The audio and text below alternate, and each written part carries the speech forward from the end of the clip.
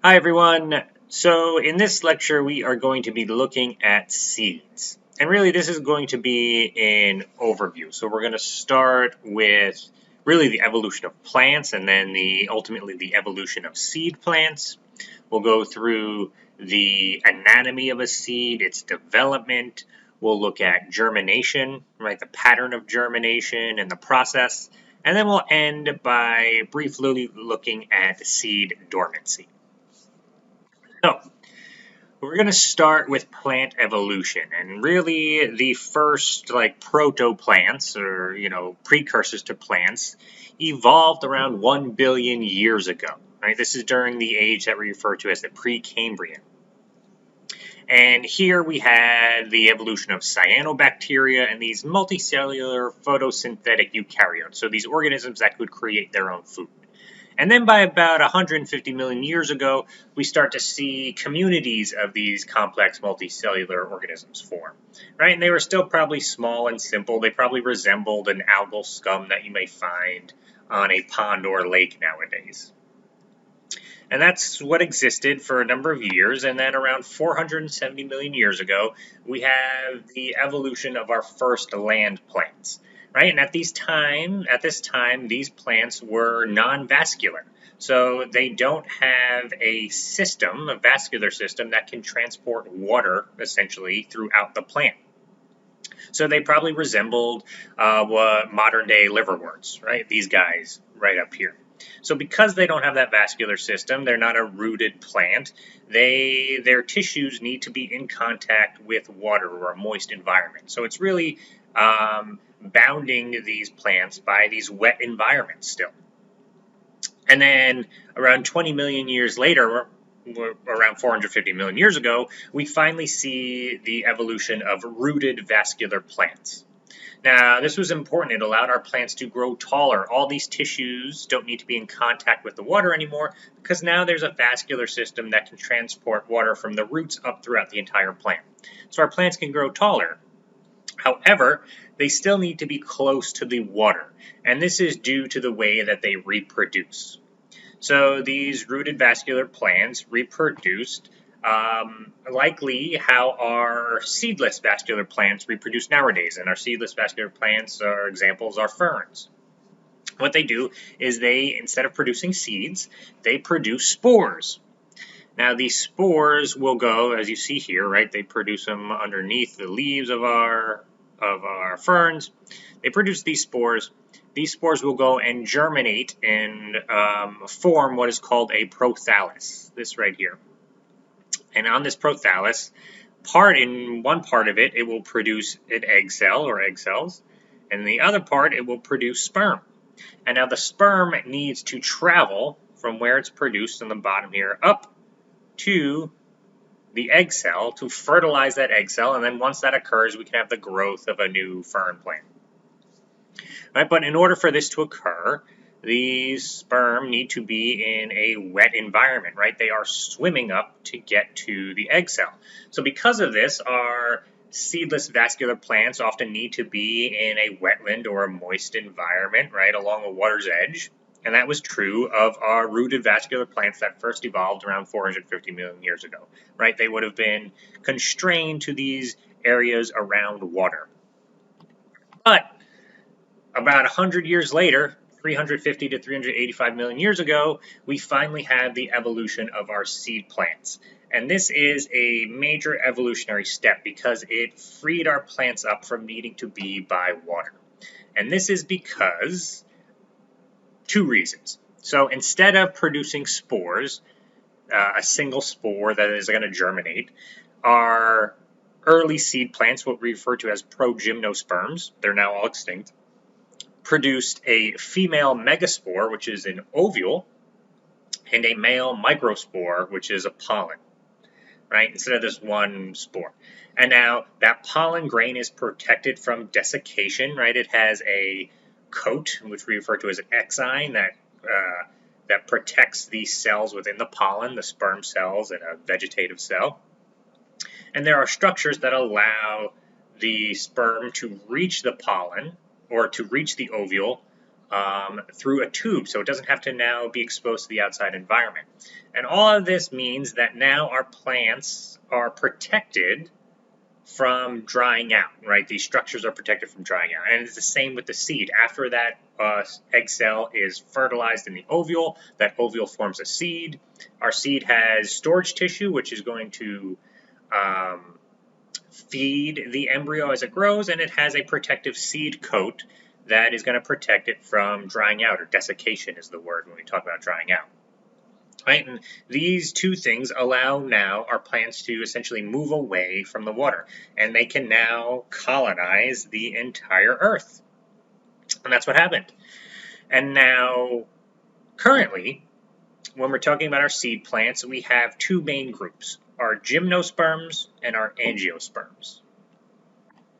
Our gymnosperms are the older group, right? They evolved around 319 million years ago. We currently have about 1,000 species living on the Earth, right, that remain. And our gymnosperms consist of conifers, like our pines, spruces, firs, cedars, cycads, which are these things right there, are tree ferns. They resemble palms, but they're actually very different than palm species. And ginkgos, if you've heard of ginkgo biloba, here's the ginkgo tree right there. So these are the older of the two when we compare them with angiosperms, and I think gymnosperm, I believe it means naked seed, and that is because the seed of our gymnosperms are not enclosed in a pericarp or a fruit, right? Our gymnosperms don't produce fruit, they just have seeds that get produced. And as I said, they were the first to evolve, and for millions of years, they were the dominant type of plant on the Earth, right? If you think about when the dinosaurs were living in the Triassic, Jurassic, Cretaceous, during that time period, the age of the dinosaurs, the Earth was covered with gymnosperms, right? It looked something like this. We had our large conifers in the overstory. In the understory, we had our cycads, right? Our tree ferns. We had other non-seedless plants like ferns growing in the understory. That is what the habitat would have looked like for much of the history of dinosaurs. And then, around 120 million years ago, in the Cretaceous period, we had the evolution of our angiosperms. And our angiosperms are our flowering plants. So any plant that is producing a flower is an angiosperm. Right? And those flowers served to attract pollinators. They also protected the developing seed. And again, what makes the angiosperms different, they have that flower, and then the ovary is enclosed. The seeds are enclosed in an ovary that forms the fruit, and we refer to that as the pericarp. And that's going to protect the seed and aid in dispersal. And now our angiosperms became hugely successful. Nowadays, there are 300,000 living species of angiosperms, and that's way more. If you think about gymnosperms, there's only 1,000 species left. Our angiosperms, we have 300,000 species. So, a lot more species of angiosperms. They make up 96% of all terrestrial vegetation. And when we are talking about agriculture, except for timber and paper production, agriculture is almost entirely dependent on angiosperms. So they are hugely successful and hugely important for ag. And just as a brief aside, if you're wondering why are they so successful, well, one of the leading theories is because of their leaves, right? As angiosperms evolved, their leaves evolved, and particularly the number of veins that they had in their leaves evolved. And this is important because if you have more veins, you can transport more water to your leaf, and that allows for more carbon dioxide to be taken in because you have less of fear of your leaves drying out. That allows for more photosynthesis to occur and ultimately more growth. So that's one of the leading theories of why our angiosperms are so successful and how they've been able to really take over the terrestrial environment. A little brief history of the development of our seed plants, right? And what we're going to do now is look at the actual structure of our seeds. Right? We talked about how important the seeds are, freed our plants up from water. Let's take a look at our seeds themselves and see what their anatomy is. All right, so we have three main seed parts.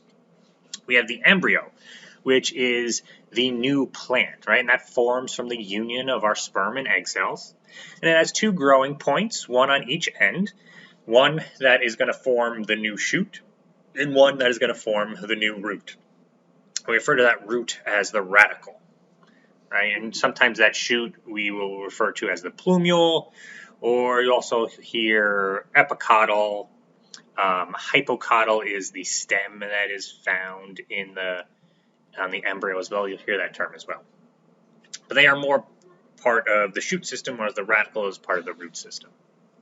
We may also have one or more cotyledons, and cotyledons are seed leaves, right? And we can see them here in our dicot. Now, di means two, so a dicot or dicotyledonous plant has two seed leaves, whereas a monocot has one seed leaf, right? So our bean seed here has two cotyledons. You see them here if we split that on each side, whereas our monocot, our corn seed, only has one cotyledon right there.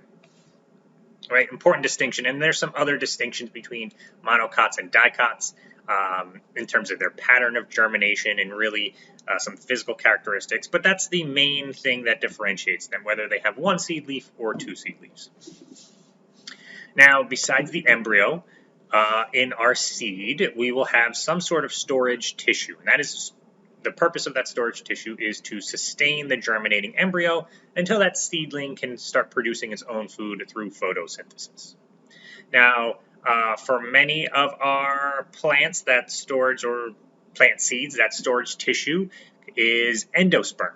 Right? We see that here, particularly in our monocots that have a lot of endosperm.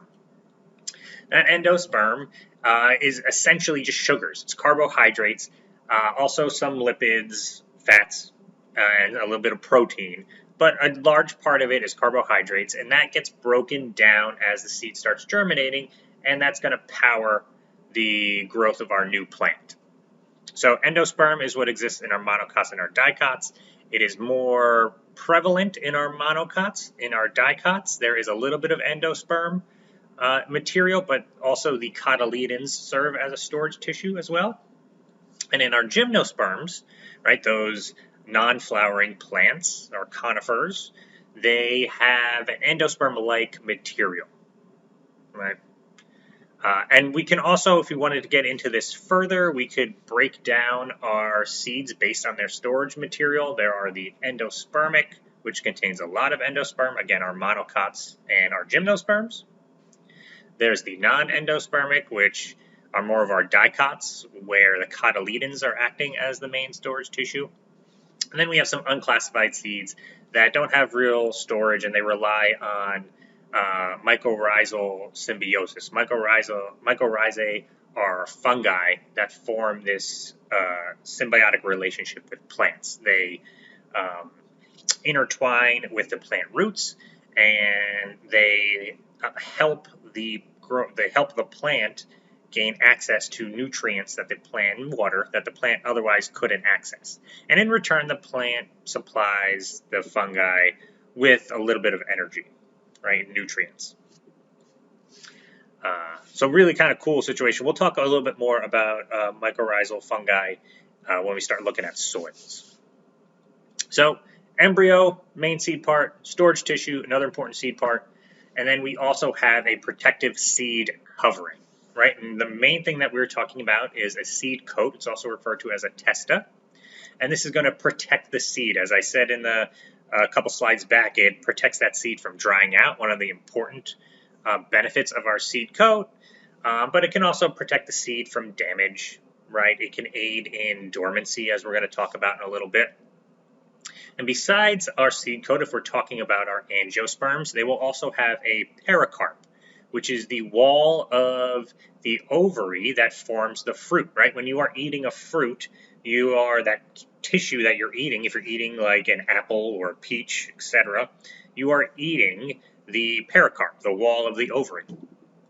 And now the pericarp can vary, right? Sometimes it's what we think of when it could be fleshy, like when we think of eating a peach, right? Or sometimes it could be hard when we look at a sunflower seed or a corn kernel, right? That is, the pericarp could be very hard and it could be very closely adhered to the testa, so you can just think of it as one thing, right? We tend to think of that when we look at corn seeds, right? Technically, there is a pericarp that is surrounding our corn kernel. We just kind of, because it's so small, we just kind of think of it as just a seed. So we have our protective seed coverings, and then sometimes we also have some additional structures that are primarily used for seed dispersal. So some plants have a sarcotesta, which is this fleshy, living outer seed coat layer. If you've eaten pomegranates, you will have eaten or seen that sarcotesta, right? It's that fleshy bit that surrounds our pomegranate seeds. Similarly, there are arils, which again are fleshy outgrowths that can occur in for our seeds. If you've seen the European yew, we have yew trees out there, pretty common as ornamental plants, ornamental shrubs.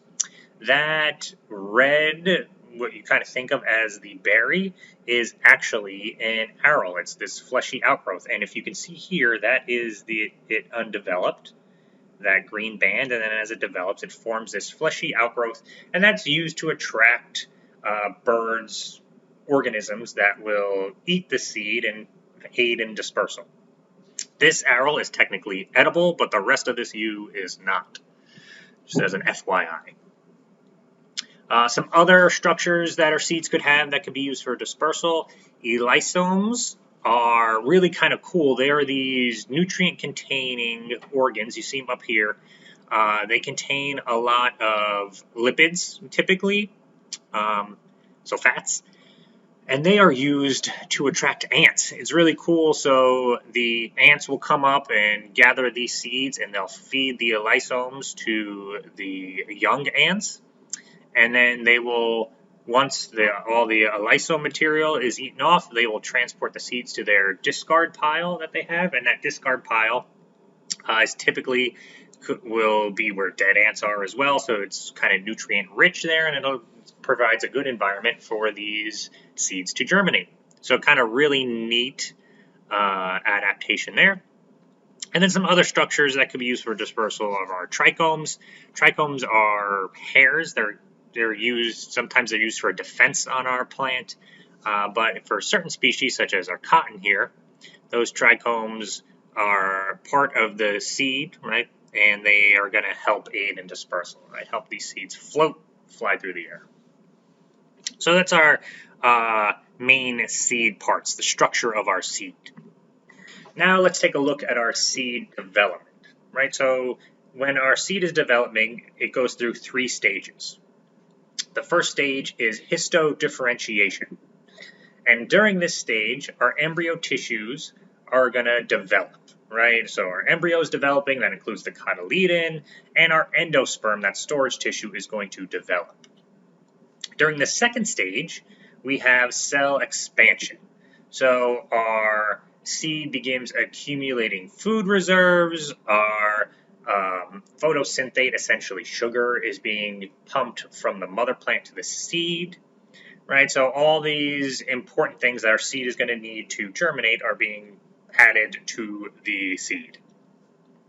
Now, at the end of stage 2, our seeds are physiologically mature. So technically, they could be removed right at that stage and they will germinate. But most of our seeds then go through this third stage, which is maturation drying. And during this stage, our seeds dry out. They rapidly lose water. Their water content can get as low as 3 to 5%. And what this does is it essentially allows our seeds to kind of persist in this stasis, right? So they are still viable. They're still viable seeds, but they can last as just seeds, and they can be stored for an extended period of time, and they won't germinate until conditions are right. right? So it's an adaptation for our seeds where they could kind of remain in this stasis state for an extended period of time, and then when conditions are right, they will germinate. It's similar to the benefits of dormancy that we'll talk about. So that's true of most of our seeds, except for our recalcitrant seeds. And these seeds do not go through that third stage, right? Our recalcitrant seeds do not go through that drying, and in fact, they will lose viability if they lose enough water content. So examples of these are coffee, oaks, avocados, mangoes. They don't go through that drying stage, and because of that, it makes these seeds more difficult to store long term, right? Our normal seeds, we can store them long term because they kind of exist in that stasis period. With our recalcitrant seeds, if they lose enough moisture, they will no longer become viable, so they are a more difficult seed to store. Okay, seed development, that's seed development. Let's take a look now at germination. And what germination is the sprouting of a new plant from a seed, right? Or a spore if we were talking about our seedless plants. And we have kind of two main patterns of germination. We have hypogeal germination, which is germination that takes place below ground. And then we have epigeal germination, which takes place above ground. Now, our monocots, remember these are the plants that have one seed leaf, one cotyledon. They typically go through hypogeal germination, right, this below ground germination, whereas our dicots go through this above ground germination. And really, when we are talking about below and above ground, what we are looking at is where the cotyledons are during the germination. In hypogeal germination, the cotyledons, that seed leaf remains below ground, and the primary shoot or the plumule grows up through the ground. Whoops, didn't mean to do that. In epigeal germination, the cotyledons are pushed or pulled up above the ground by the extension of the hypocotyl or the seed stem. And that, as that grows, where's my pointer? As that grows, it pulls up the seed leaves or the cotyledons that you see right here. And eventually they're pulled up above the ground, and sometimes those cotyledons start photosynthesizing early on. And then the rest of the plant begins to grow. So two different patterns of germination. I just want you guys to be aware of that because you'll see that if you're planting different species, you'll see them germinate differently. The actual process of germination is a two-part process. And in order for it to even start, you need a couple conditions to be fulfilled. First, you need a viable seed, right? So your embryo must be alive, obviously. You need appropriate environmental conditions, typically the correct temperature. You need water, and then you need air, oxygen. And we'll go a little more in depth in those in a bit. And then you need your dormancy condition to be overcome. So we'll talk about dormancy at the end of this lecture, and we'll go more in depth into it in the next lecture. But many of particularly our wild plants, have seed dormancy, and there's a reason for it that we'll touch on at the end of this. So if all those things are fulfilled, then you can start germination. And as I said, it's a two-part process. We have early germination, which has 3 stages that we'll look at. And at the end of early germination is the emergence of the radicle or the primary root. And then the second part of germination is the seedling emergence. So let's take a look at this process.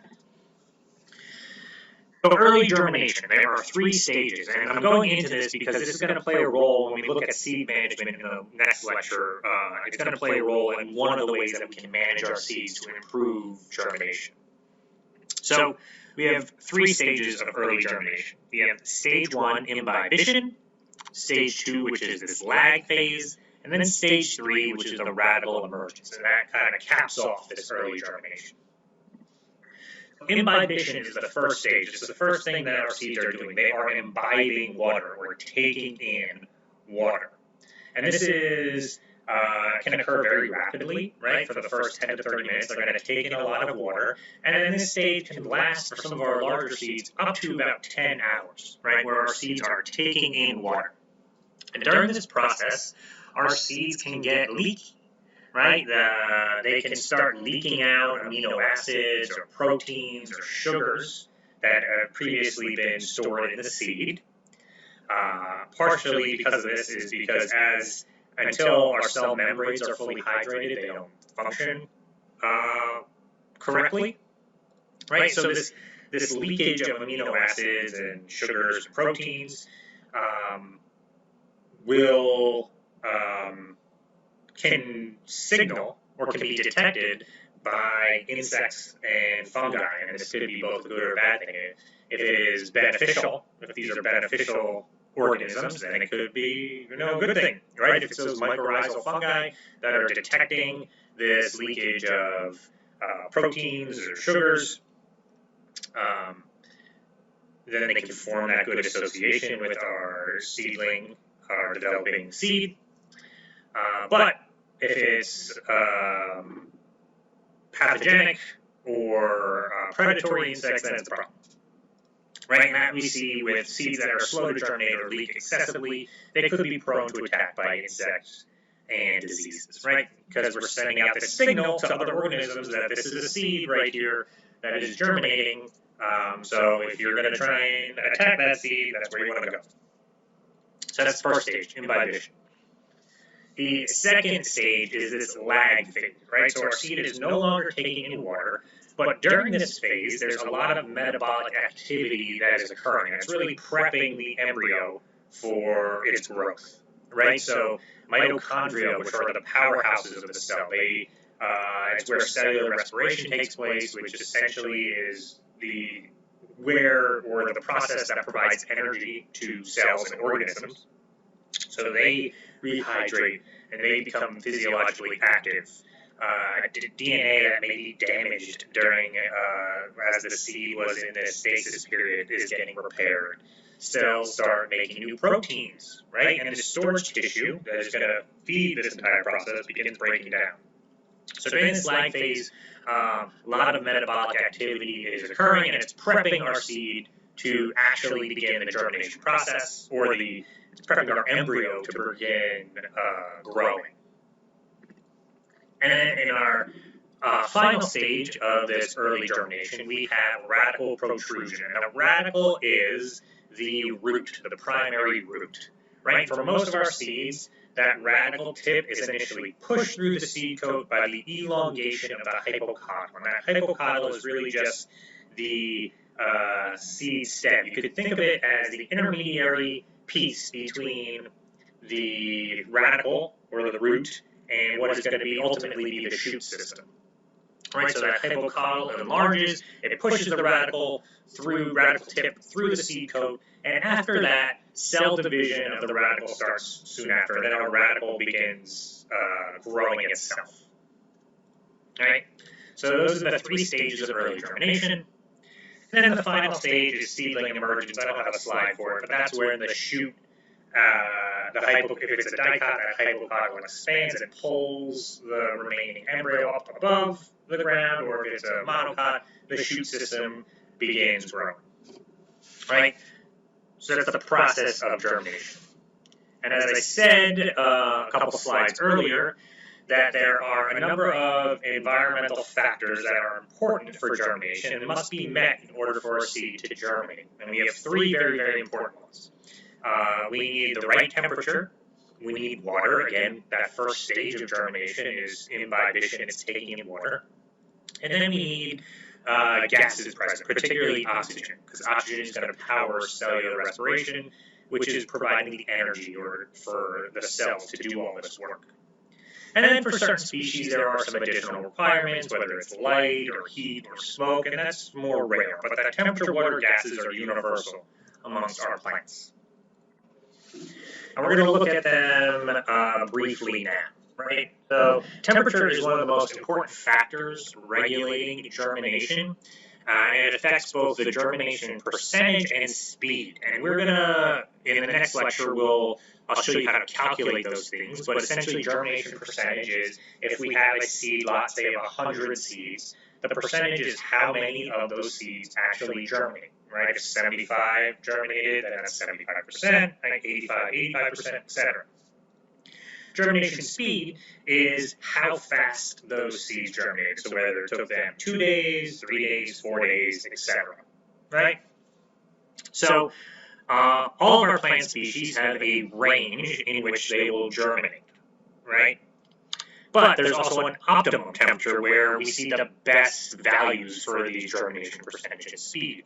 And if you get towards the end of your ranges, right, at the extreme cold range or extreme warm range, you're going to see negative effects on your germination, right, at these extreme ranges. Particularly at the lower end, as it gets colder. However, it's same for hot too. If you get to the extremes, I think that occurs less often in our temperate region, but same thing can happen. The further away from your optimum, the worse your germination percentage and speed is going to be. Now, depending on where our seeds are from, right, the region in which they evolved, they have different temperature requirements. So we have our cool temperature tolerant seeds, and these are seeds native to temperate regions, like a region where we are found, right? And these seeds can germinate typically over a wide temperature range, from 39 degrees Fahrenheit up to about 86 degrees Fahrenheit, or even 104 degrees Fahrenheit, right? And this is, again, seeds that are kind of native to these temperate regions. Examples include broccoli or cabbage, carrots. We also have cool temperature requiring plants. And the seeds of these species are adapted to a Mediterranean climate. So they require cool temperatures. The ones that we just talked about were tolerant of cool temperatures. These require cool temperatures. So they will fail to germinate if temperatures get above 77 degrees Fahrenheit. And this is more of our celery, our lettuce, onions, coleus, right? They require cool temperatures. And then on the opposite, we have warm temperature requiring. And these are plants that originated primarily in the tropics or subtropical areas. And there, they need that warm temperatures, where if it's too cold, they will fail to germinate, right? So they need temperatures above 50 degrees or 59 degrees Fahrenheit. And this is a lot of our pretty common crop species, so corn, tomatoes, eggplants, peppers, beans, asparagus, a lot of stuff that you would are common garden plants, right? They are warm temperature requiring. And also, it's been found that alternating day and night temperatures often give better results for seed germination and growth. So this is true if you are growing indoors in a greenhouse or indoors in your home, right? If you have some sort of setup, alternating temperatures, day and night temperatures, will generally provide better results than just keeping the temperatures straight on. And there is a physiological reason for that, and I don't remember it offhand, so that's something you guys can look up if you are interested in that. So, temperature, very, very important factor for germination.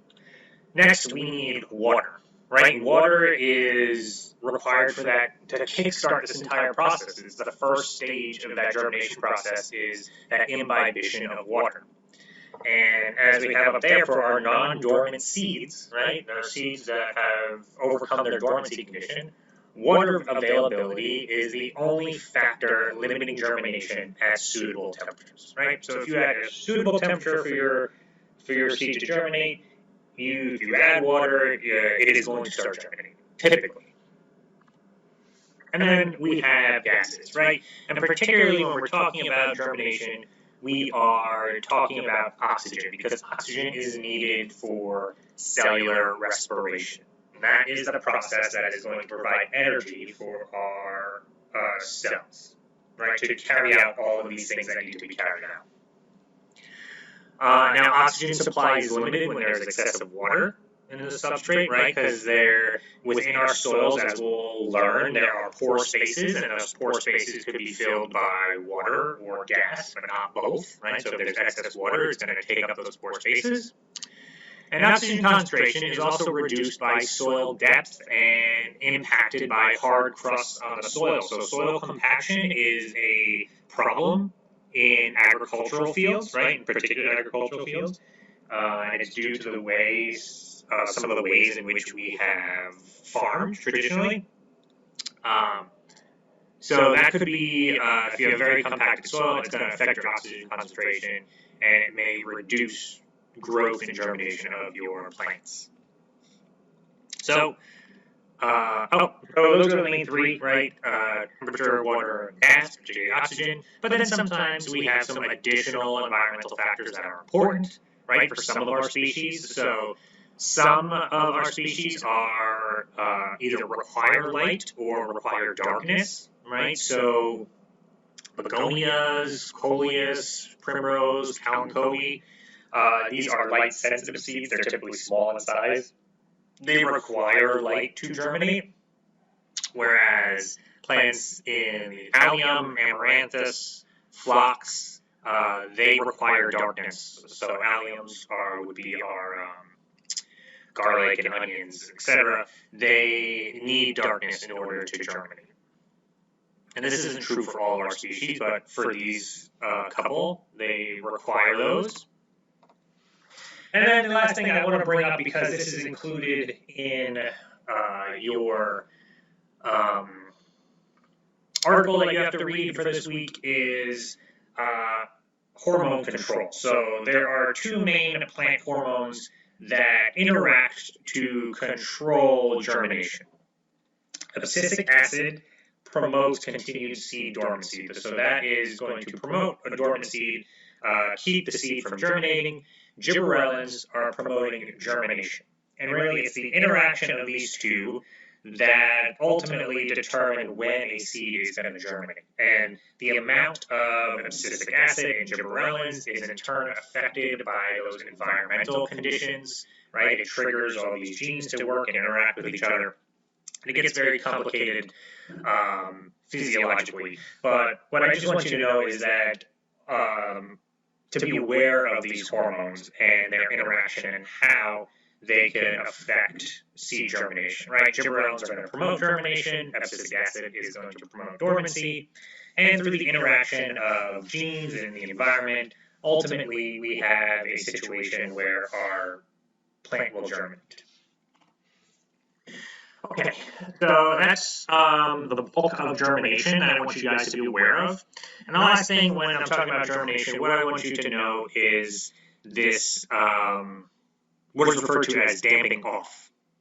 And this is a collective term for a disease infection that we can see in seeds or are emerging seedlings. And it's typified by this kind of withered stem that you see here at the interface with the soil.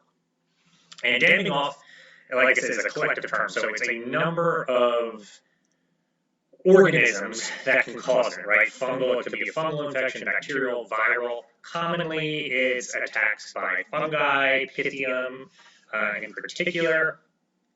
But it could be, like I said, it's this kind of collective term, right? It could be a number of organisms. It is influenced by water and temperature. This is because, like I said, a majority of the time it's a fungal infection. Fungi are produce spores, and the spores, as we learned way in the back, they move around in water, right? So if it's a more damp environment, it's a friendlier environment to fungi. And same with temperature. Warmer temperature is going to improve fungal growth. The downside is, those two things are also good for plants, right? Especially when they're germinating, they need water, and typically they need a warmer environment is going to improve germination. So, to prevent or treat damping off, sterilization is the best preventive method, right? So make sure all of your media is sterilized, the containers in which you're growing your plants are sterilized, and a couple lessons from now we'll talk about growth containers, growing media, and sterilization and stuff like that. Air circulation can help, right? So have fans going potentially in your greenhouse or in your home if you are growing your plants there. In drier conditions, right? It's maybe not ideal for germination always, but a drier condition could prevent the fungal growth. There are antifungal treatments that you can provide. Copper oxychloride is like the main, I would say, like commercial treatment if you want to, that has an effect. I think there are regulations regarding that in certain places. You'd have to look that up. There are more like, natural is not the word I'm looking for, but maybe organic methods. People say chamomile tea, right, could work, or using some sort of garlic mixture. I haven't used it myself, but something you guys could look up. And then you can also use roots or varieties that are resistant, rootstocks that are resistant. It's one of the main reasons why we do, as we'll learn at the end of this course when we talk about grafting, is we could grow a resistant rootstock that is resistant to these diseases, and then graft on a scion or a plant on top of it that has characteristics that we want to grow. So whatever variety of tomatoes we're looking at, we'll grow a rootstock that is resistant to this, so we don't have to worry about this. And then we just graft on like beefsteak tomatoes. So now this plant will grow these good fruits that we want, and we'll have this resistance to these diseases. So some methods for dealing with this. So that wraps up germination, and that brings us to our last topic for this lecture, which is seed dormancy. So as I mentioned, normally, if you have those environmental conditions, those right environmental conditions of an optimal temperature, water, and oxygen, your seeds will germinate. Well, this is only true if they have overcome their dormancy condition. So some seeds have dormancy, and this is where they won't germinate even if those favorable environmental conditions are present. And now, there are a number of reasons for why seed dormancy evolved and exists. Right? One of the main ones is that it delays germination until environmental conditions favor seedling survival. Right? So many of our wild plants in this temperate region where we live will have a form of seed dormancy. And what it's doing is it's really allowing these seeds, it's setting these seeds up to grow in spring when it's ideal for them to grow, when they're going to have the longest growing season, right? So these seeds require a period of chilling, which we refer to as stratification, and we'll talk about it in the next lecture, before they will germinate.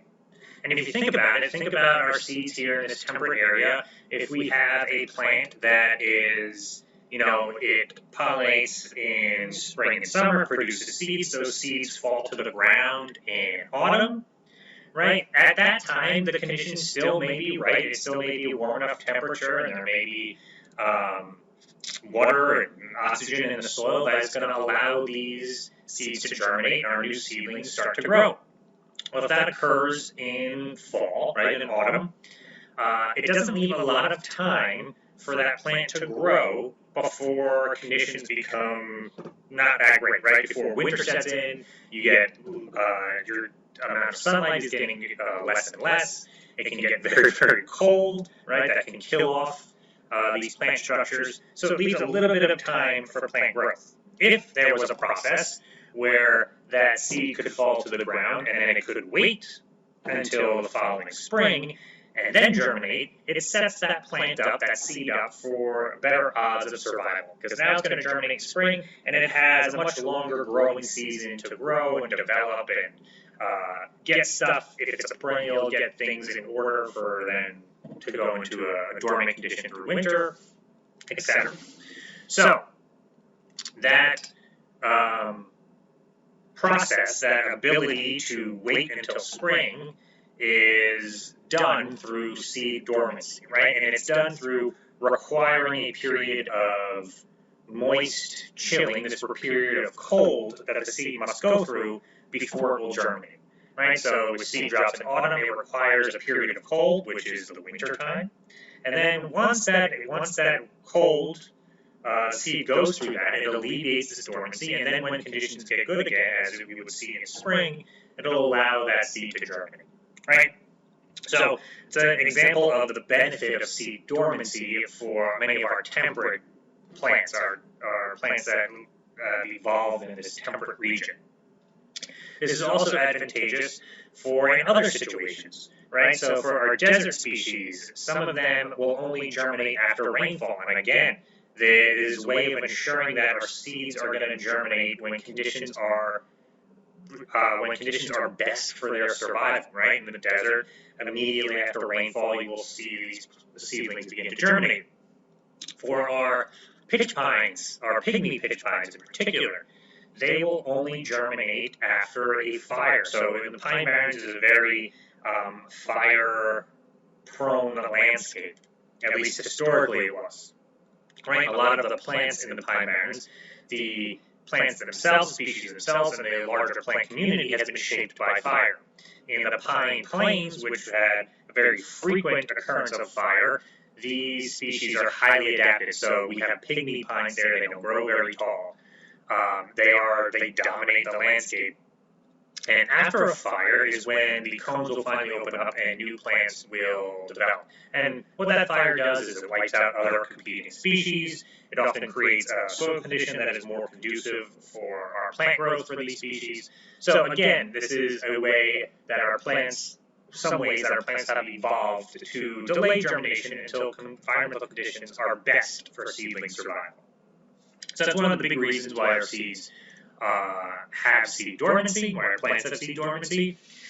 Seed dormancy can also create a seed bank, which is creates a buffer for the species, right? So our seeds can persist in the soil for years as dormant, right? And this is an insurance against when there are bad years of flowering or fruiting. We can also have polymorphic seeds, which a species can produce different types of seeds, some that are dormant, some that are non-dormant, and again, this is acting like a buffer in case of those dormant seeds, the non-dormant seeds don't work out that year. And then a further advantage of seed dormancy is that it could help synchronize germination, right? So we have plants that are dropping seeds at different times. If they are not dormant, they may germinate at different times, and then if our plants require cross-pollination, it may not match up, right? One may be at different stages of development than the others, etc. If they all start out as dormant and they're going to all germinate when conditions are right, that will occur ideally at the same moment, and then they'll all grow and reach a developmental stage at the same time and allow for effective cross-pollination. So some of the reasons why seed dormancy evolved and the advantages that it continues to provide. And then we have two main types, right? We have exogenous seed dormancy, which is factors outside of the embryo that create dormancy, right? Typically it's the seed coat or some variation that is keeping the seed dormant. Or we have endogenous seed dormancy, which are factors associated with the embryo that are keeping the seed dormant, right? And we will go into each of these a little more in depth in the next lecture because we have a number of methods that we use to alleviate them that could improve our germination. So that is it. This was an overview, like I said, of seeds in general. And really the idea behind this lecture was to set up the foundation now where we can take this and then look now at some seed management techniques that we can use to improve germination. Right? That's going to be the next lecture. So I hope you guys are doing well, and I will see you next time.